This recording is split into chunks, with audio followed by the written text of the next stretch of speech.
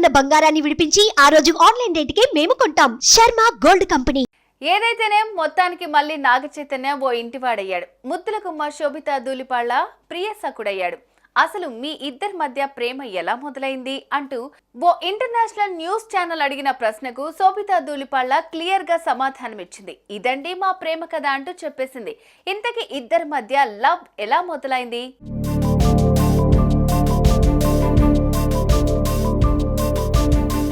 మొట్టమొదటిసారి ఓ 6 ఏళ్ల క్రిందట శోభితా ధూళిపాళ్ల నాగార్జున ఇంటికెళ్ళిందట. అప్పట్లో ఇద్దరి మధ్య పరిచయం పెద్దగా పుంజుకోలేదు. కానీ 2022 ఏప్రిల్ నుంచి చైతూతో ఆమె స్నేహం ఊపిరి పోసుకుంది.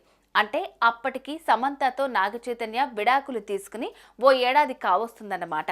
అసలే అక్కినేని వారబ్బాయి, అందులోనూ పిల్లాడు చాలా స్మూత్ మంచివాడు అన్న పేరున్న నాగచైతన్యతో స్నేహానికి ఎవరు ఇష్టపడరు చెప్పండి. సో చైతూతో శోభిత స్నేహం మొదలైంది. అప్పటి నుంచి ఆమె అబ్బాయిని ఇన్స్టాలో ఫాలో కావటం ప్రారంభించింది. మామూలుగా శోభితకు ఫుడ్ మీద చాలా మక్కువ. ఈ క్రమంలో దాని గురించి నాగచైతన్య శోభిత ఎక్కువగా మాట్లాడుకునేవారు. అయితే ఆమె మాక్సిమం ఇంగ్లీష్లోనే సంభాషణ సాగించేది.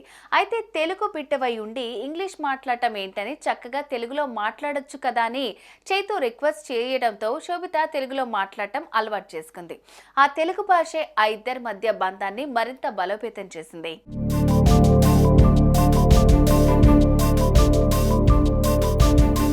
ఓవైపు సినిమా షూటింగ్లతో బిజీగా ఉన్న శోభిత ఇన్స్టాలో మాత్రం చాలా యాక్టివ్గా ఉండేది. ఆమె పెట్టే పోస్టులు, ఇన్స్పిరేషన్ స్టోరీలు, ఆమె అభిప్రాయాలకు చైతన్య రెగ్యులర్గా లైకులు కొట్టేవాడు.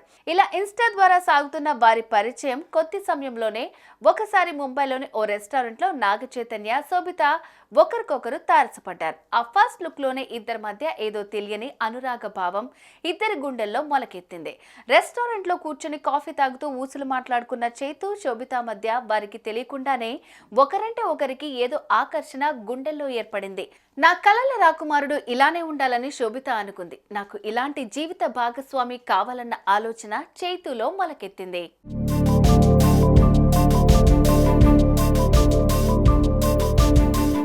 మరోసారి ఇద్దరూ కలిసి కర్ణాటకకు వెళ్లారు.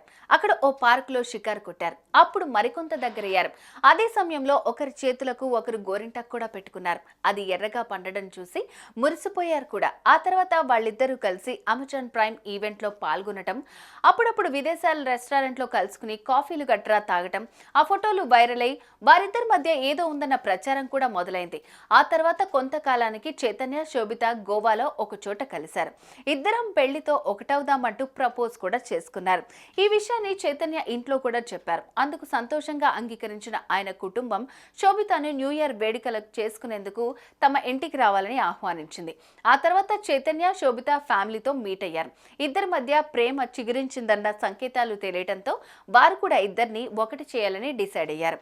ఇలా లవ్ బేస్డ్ అరేంజ్డ్ మ్యారేజ్ ఎంచక్కా జరిగిపోయింది. ఆ వివాహానికి ఫిల్మ్ ఇండస్ట్రీకి సంబంధించిన ఎంతో మంది ప్రముఖులు హాజరయ్యారు. ఆ జంటను దీవించారు. అదండి సంగతి.